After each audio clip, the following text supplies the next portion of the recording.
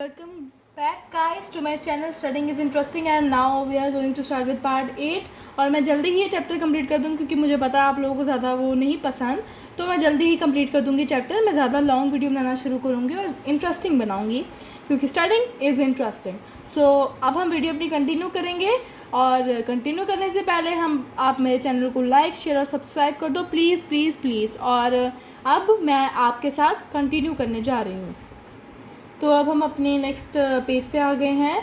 Tyndall effect can be observe when sunlight pass through the canopy of a dense forest. तो Tyndall effect हम कब observe करते हैं? जब सनलाइट एक कैनपी डेंस फॉरेस्ट, जो एक कैनपी ट्रीज़ का नाम है, तो जब डेंस फॉरेस्ट होते हैं, जो घने फॉरेस्ट होते हैं, वहाँ पे जब सन की लाइट पास होती है तब हम क्या कर सकते हैं? टिंडल इफेक्ट को ऑब्जर्व कर सकते हैं। आप देख सकते हो ये इस टाइप का होता है, मैंने तो बहुत बार ऑब्जर्व किया, आपने भी देखा होगा, आई नो।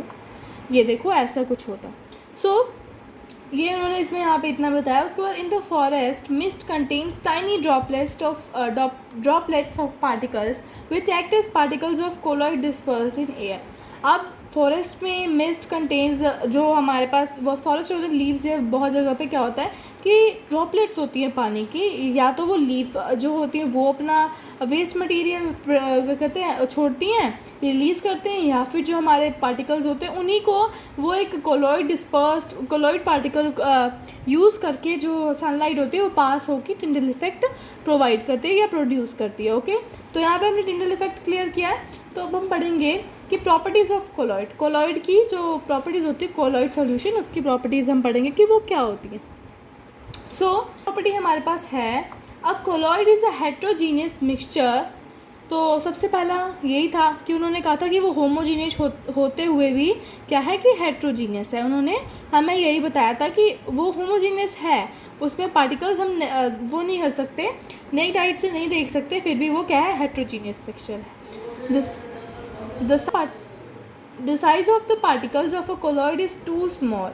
अब जो size of the particles of colloid is too small to be individually seen by naked eyes, ये भी है, उसमें भी सेकंड पार्ट था जो हमारे पास सस्पेंशन था कि जो पार्टिकल्स होते हैं कोलॉइड के वो नेक्ड आई से सीन नहीं हो सकते क्योंकि वो बहुत ज़्यादा छोटे होते हैं।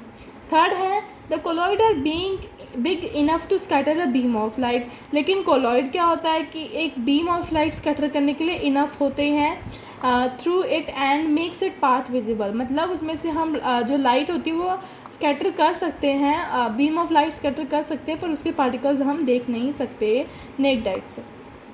दे do not settle down when left undisturbed. और वो जो उसके पार्टिकल्स होते हैं कोलॉइड के वो अनडिस्टर्ब अगर हम उन्हें रख भी दें तो वो सेटल डाउन नहीं होते नीचे। That is colloid is a quite stable, क्योंकि कोलॉइड जो होता है क्योंकि वो बिल्कुल स्टेबल होता है। और जैसे एयर होता है, एयर के पार्टिकल्स हमेशा मूव करते रहते हैं, जब हम लाइट से देखते हैं तो पार्टिकल्स कभी भी रेस्ट में नहीं होते। So these are the properties of colloid which we had done now. So now we will यहाँ पे हमारे पास शायद एक टेबल है, देखते हैं। हाँ जी, तो table 2.1 common examples of colloid के कॉमन एग्जाम्पल्स दिए हैं।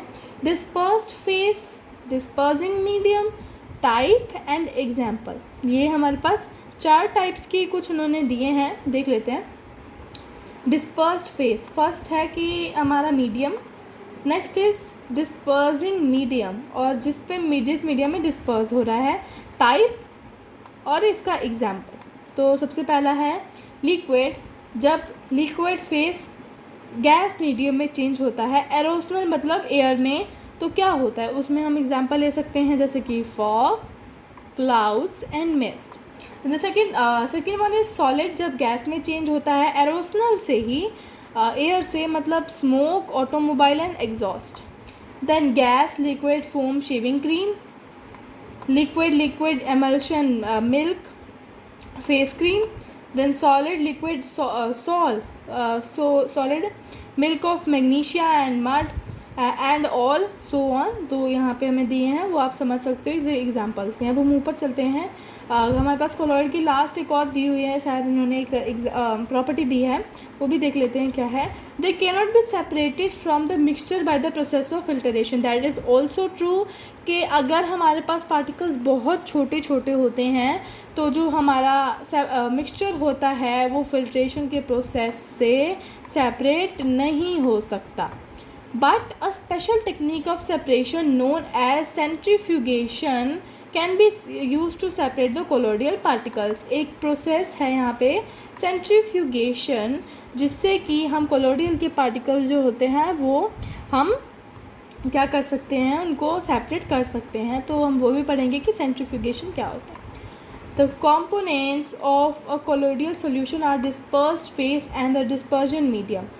जो कंपोनेंट्स होते हैं कोलोइडल सॉल्यूशन के आर द डिस्पर्स्ड फेज, जैसे कि हमने पढ़ा liquid and the dispersed medium, मतलब लिक्विड जब गैस में चेंज होता है। तो सॉल्यूट लाइक कंपोनेंट और the dispersed particle is a colloid. जो सॉल्यूट लाइक कंपोनेंट होता है और the dispersed particle in colloid from which the dispersed phase and the component in which dispersed phase is suspended is known as the dispersing medium.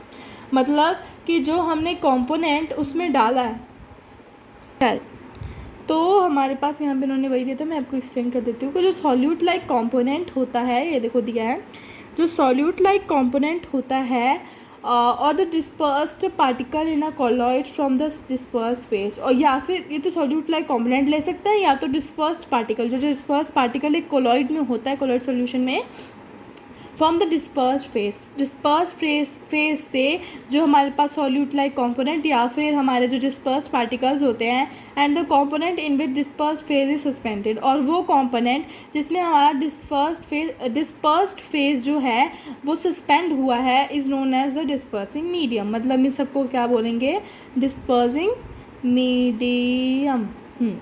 ये देखो dispersing medium. Now the next is colloids are classified according to the state।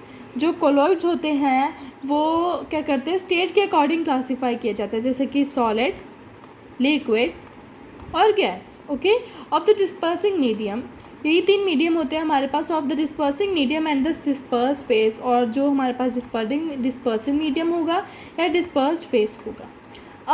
Common example are given below in table। From this table you can see that they are very common every day in life। तो यहाँ पे मैंने आपको examples बता दिए हुए, फिर से बता देती हूँ। Solid, gas, aerosol, fog. मतलब जब सॉलिड में हम डिस्पर्स करते हैं लाइट, जो गैस मतलब लिक्विड से गैस में करते हैं एयर में, ओके, तो वो हमारे पास फॉग हो गया, क्लाउड हो गया, मिक्स हो गया, वो मैं आपको बता दिया हुआ। ओके, सो अब हमारे पास नेक्स्ट पार्ट है separating the components of a mixture, तो वो हम पढ़ेंगे अपनी नेक्स्ट वीडियो में। So thank you so much for watching this video. Love you all and please like, share and subscribe my channel. And please आपको कुछ भी समझ आया तो प्लीज़ मुझे बताना, और अभी मैं अपनी नेक्स्ट वीडियो वापस आऊँगी। तो आज के लिए बस इतना ही, आगे मैं आपको नेक्स्ट सैटरडे सेंड करूँगी। Thank you so much for watching this.